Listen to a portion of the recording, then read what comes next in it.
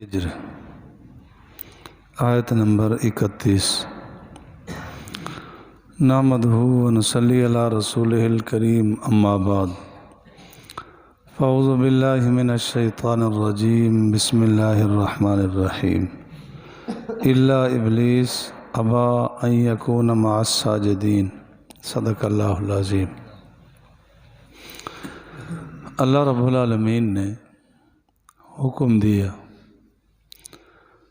فرشتوں کو آدم علیہ السلام کو سجدہ کریں۔ یہ بات بھی یاد رکھنے کی ہے کہ سجدہ عبادت کسی نبی کی شریعت میں غیر اللہ کے لیے جائز نہیں ہوا۔ اگر کسی نے سجدہ عبادت غیر اللہ کو کیا اور جائز سمجھ کے کیا، کافر ہو جائے گا۔ سجدہ تعظیمی پہلے انبیاء کی شریعت میں جائز تھا۔ یوسف علیہ السلام کو کیا گیا۔ اس کے علاوہ تو آپ علیہ السلام کی شریعت میں سجدہ تعظیمی بھی جائز نہیں۔ حدیث پاک میں آتا ہے کہ حضرت ثابت ابن قیس رضی اللہ تعالیٰ عنہ حیرہ مقام پہ تشریف لے گئے۔ وہاں دیکھا کہ لوگ اپنے سردار کو سجدہ کر رہے۔ واپس آئے تو آپ علیہ السلام کی خدمت عالیہ میں عرض کیا کہ لوگ اپنے سردار کو سجدہ کر رہے تھے، ہمارا جی چاہتا ہے کہ ہم آپ کو سجدہ کریں۔ تو آپ علیہ السلام نے فرمایا غیر اللہ کو سجدہ جائز نہیں، اگر جائز ہوتا تو میں عورت کو حکم دیتا اپنے شوہر کو سجدہ کرے، لیکن سجدہ جائز نہیں ہے۔ آدم علیہ السلام کو جو سجدہ کیا گیا وہ اللہ کو سجدہ تھا، اللہ کا حکم تھا۔ ان کو یوں ہی سمجھ لیا جائے کہ جیسے سامنے بیت اللہ ہو اور سجدہ کیا جائے، تو بیت اللہ کو نہیں، سجدہ اللہ کو ہے۔ کہ تجلیات کا نزول بیت اللہ پر ہو رہا ہوتا ہے، ان تجلیات کو سجدہ ہوتا ہے۔ یہاں ہم سجدہ کرتے ہیں تو دیواروں کو نہیں کرتے، اللہ کے حکم ہے اس سمت میں کرتے ہیں، بیت اللہ کی طرف۔ تو سجدہ تعظیمی پہلے انبیاء کی شریعت میں جائز تھا، وہ بھی جھکنے کا نام ہے، بعض پیشانی ٹکا دینے کا نام نہیں۔ پیشانی جب ٹک گئی سجدہ ہو گیا۔ سبحان ربی العظیم یا سبحان ربی الاعلیٰ رکوع سجدے میں جو ہم پڑھتے ہیں، یہ سنت ہے۔ اگر یہ تسبیح کوئی نہ پڑھے، پیشانی زمین پر ٹکا دے، فتویٰ پوچھے علماء سے، تو سجدہ ہو جائے گا، سنت رہ گئی نا۔ تو جب غیر کے سامنے سجدہ کر دیا، وہ کہتے تسبیح تو ہم نے پڑھی تھی، یا تسبیح تو نہیں پڑھی تھی جی، ہم نے تو سجدہ کیا ہے کسی مزار شریف پر، لیکن تسبیح تو نہیں پڑھی تھی۔ تو تسبیح سے نہیں، پیشانی جھکا دینے کا، ٹکا دینے کا نام سجدہ ہے، یہ ناجائز ہے، اس سے بچا جائے۔ یہ پیشانی اللہ نے صرف اپنے لیے بنائی ہے، غیر کے سامنے نہیں جھک سکتے۔ اسی سے بھی آپ سمجھیں کہ جنازے میں رکوع سجدہ نہیں ہے، حالانکہ عبادت ہے، لیکن چونکہ غیر سامنے ہے، مشابہت ہو جائے گی غیر اللہ سے، رکوع سجدہ نہیں، حکمت یہ ہے۔ تو اللہ نے حکم دیا سجدہ کرو الا ابلیس، مگر ابلیس نے نہ کیا۔ سب نے سجدہ کر لیا، اس نے کہا نہیں۔ حکم تھا فرشتوں کو، یہ انہی میں تھا، اس کو بھی حکم ہوا، لیکن اس نے انکار کر دیا کہ میں نہیں کرتا۔ ابا ان یکون مع الساجدین، انکار کر دیا اس سے کہ وہ ہو سجدہ کرنے والوں میں سے، سجدہ نہیں کیا، لاکھوں سال عبادت کی، ایک سجدے کا انکار کیا، ہمیشہ کے لیے راندہ درگاہ ہو گیا، ہمیشہ کے لیے مردار ہو گئے۔ اور ہم لاکھوں سجدے نہیں کریں، استغفر اللہ اللہ سے۔ ہر مسلمان کو سجدہ چاہیے، عبادت چاہیے، نماز چاہیے۔ قال یا ابلیس، فرمایا اے ابلیس، ما لکا، تجھے کیا ہو گیا، اللہ تکون مع الساجدین، اس سے کہ تو نہیں ہوا سجدہ کرنے والوں کے ساتھ۔ تو اس نے سب سے پہلے تکبر کیا، دھرتی پر سب سے پہلے اس نے تکبر کیا۔ تکبر انسان کو برباد کر دیتا ہے۔ شیخ سعدی رحمۃ اللہ علیہ فرماتے ہیں، تکبر عزازیل را خار کرد، بزندان لعنت گرفتار کرد۔ تکبر ہی نے شیطان کو، عزازیل کو برباد کر دیا، ہمیشہ کے لیے رسوا اور گندہ ہو گیا۔ تکبر بری شے، عاجزی اچھی شے۔ تکبر انسان کو ہمیشہ رسوا کرتا، گندہ کرتا۔ مثال دے کے سمجھایا گیا کہ آپ نے دیکھا ہوگا گدھ کتنا اونچی اڑتی ہے، چیل کتنا اونچی اڑتی ہے، لیکن کھاتی مردار ہے۔ جتنا بھی نام بنائے، تکبر کرے کرے کرے، آخر مردار ہے، آخر برا۔ اللہ فرماتے ہیں وَلَا تَمْشِ فِي الْأَرْضِ مَرَحًا إِنَّكَ لَن تَخْرِقَ الْأَرْضَ وَلَن تَبْلُغَ الْجِبَالَ طُولًا۔ کتنا اونچا ہوگا، پہاڑوں کی اونچائی سے پھر بھی اونچا نہیں ہو سکتا، نہ زمین کو پھاڑ سکتا ہے، پھر کیا لائق ہے کہ وہ تکبر کرے۔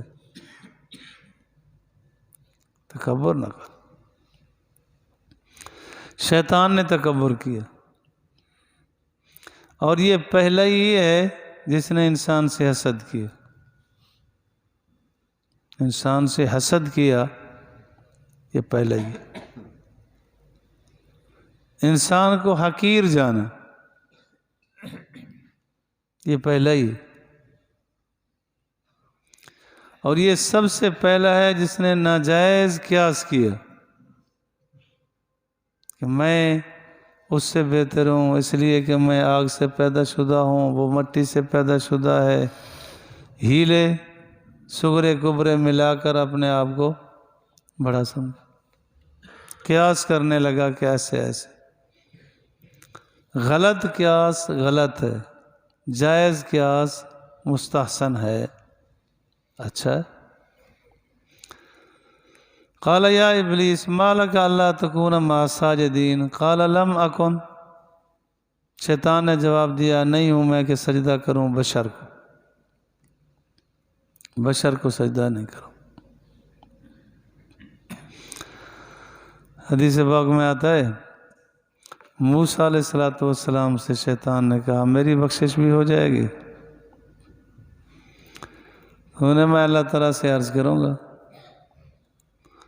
اللہ تعالیٰ سے عرض کیا، اللہ کو تو پتہ ہی تھا۔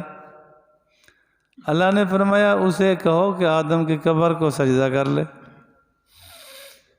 کہنے لگا میں نے تو آدم کو نہ کیا، قبر کو کیسے؟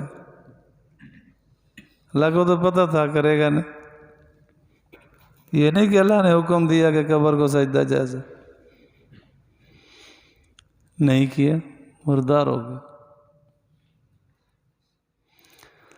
کہنے لگا بشر کو میں سجدہ نہیں کروں گا۔ خلقتہ من صلصال من حمأ مسنون، تو نے اس کو پیدا کیا بجتی مٹی سے، گارے سے جو متغیر ہو چکا تھا۔ میں نے یہ ہے کہ وہ بیکار ہے۔ خلقتنی من نار و خلقتہ من طین، اس کو تو نے مٹی سے پیدا کیا، مجھے آگ سے پیدا کیا، آگ بہتر ہے۔ تو صرف آگ کی رنگت پر کیا رکھا؟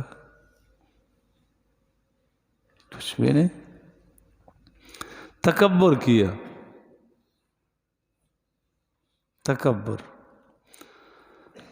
اللہ نے فرمایا نتیجہ کیا نکلا؟ قال فاخرج منها فإنك رجیم، بے شک تو نکل یہاں سے، بے شک تو مردود ہے۔ جس کو اللہ مردود کر دے اس کا کوئی ٹھکانہ ہے؟ حدیث پاک میں آتا ہے آپ علیہ الصلوۃ والسلام حوض کوثر پہ تشریف فرما ہوں گے، کچھ لوگ آئیں گے،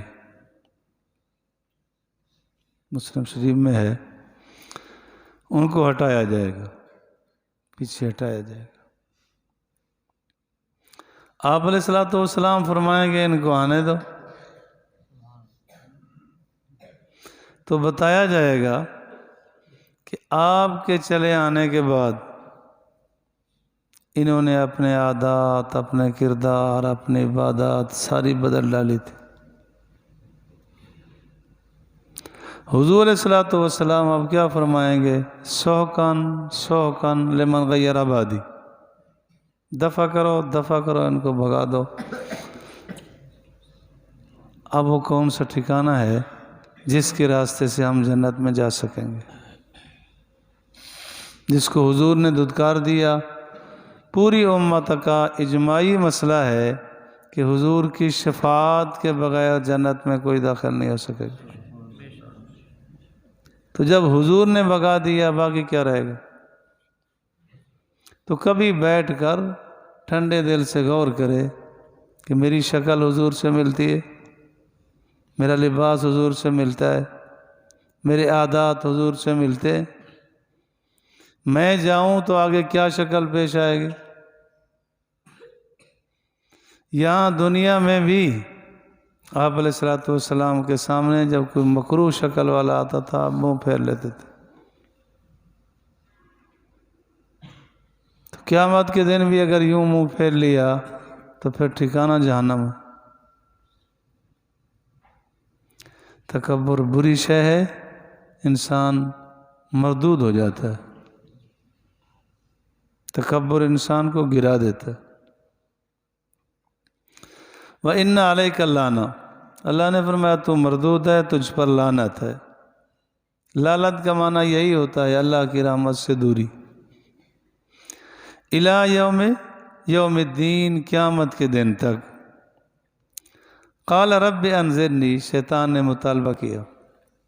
حضرت تھانوی رحمۃ اللہ علیہ فرماتے ہیں کہ شیطان میں نا عبادت والی عین بھی تھی،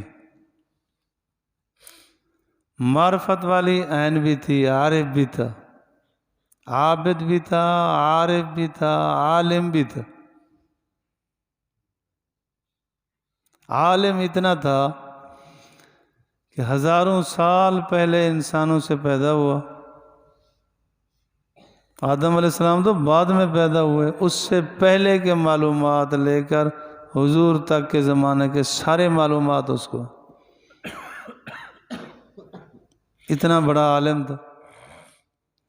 عامل یہ تھا کہ کوئی ایک چپا زمین پر، آسمانوں پر، فضا میں نہیں ہے جہاں اس نے سجدہ نہ کیا۔ عارف ایسا تھا، اس کو پتہ تھا کہ اللہ کا غصہ اللہ کی رحمت پہ غالب نہیں آتا۔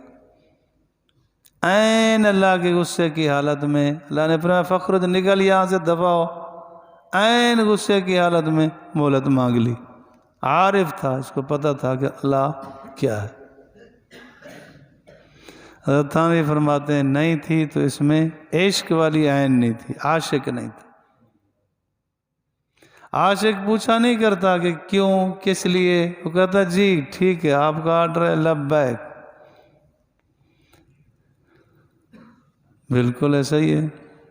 سلطان محمود غزنوی رحمۃ اللہ علیہ ہندوستان کو فتح کیا، سومناتھ میں جو بڑے بڑے جواہرات اور سونا اور کیا سے کیا کچھ رکھا ہوا تھا انہوں نے لے لیا۔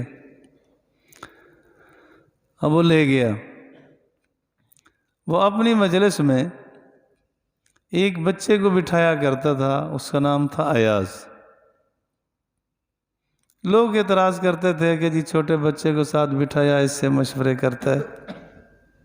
ایک دن اس نے امتحان لیا۔ علامہ جلال الدین مثنوی رحمۃ اللہ علیہ نے واقعہ نقل کیا۔ اس نے ان ہیروں میں سے ایک ہیرا دیا، ایک وزیر کو کہا کہ اس کو توڑ دو۔ وہ لے گیا اور لے آیا، کہنے لگا جناب اتنا قیمتی ہیرا میں توڑ پھوڑ کے ٹکڑے کر دوں، یہ نہیں آتا، اتنا نقصان میں نہیں کرتا۔ دوسرا تیسرا کئی گئے، آخر میں اس ایاز کو دیا کہ یہ ہیرا توڑ دو۔ اس نے لمحہ لگایا، رکھا اور اوپر اینٹ ماری اور ٹکڑے ٹکڑے کر۔ سارے کہنے لگے بے وقوف ہے، اتنا بڑا قیمتی ہیرا اس نے برباد کر دیا۔ تو اب اس نے جواب دیا، کہنے لگا اتنا بڑے قیمتی ہیرے سے بادشاہ کی بات زیادہ قیمتی ہے۔ علامہ جلال الدین رومی رحمۃ اللہ علیہ مثنوی شریف میں فرماتے ہیں کاش شیطان بدبخت کو یہ بات سمجھ آ جاتی کہ اللہ کا حکم سب سے افضل ہے۔ جس وقت یہ بات سمجھ آ جائے، میں ایک لطیفہ بھی سنایا کرتا ہوں اکثر کہ ایک استاد نے طالب علم سے کہا کہ کندھے میں درد ہے، ذرا پاؤں سے مجھے دبا دو۔ ایک نے کہا نہیں استاد جی، اتنا بے ادبی تو ہم نہیں کر سکتے کہ پاؤں استاد کے کندھے پہ رکھیں۔ دوسرے کو کہا، تیسرے کو کہا، ایک کو کہا، وہ آیا، اس نے دبانے لگا۔ لڑکے دوسرے کہنے لگے واہ جی واہ، بڑا بے ادب ہے، استاد کے کندھے پر۔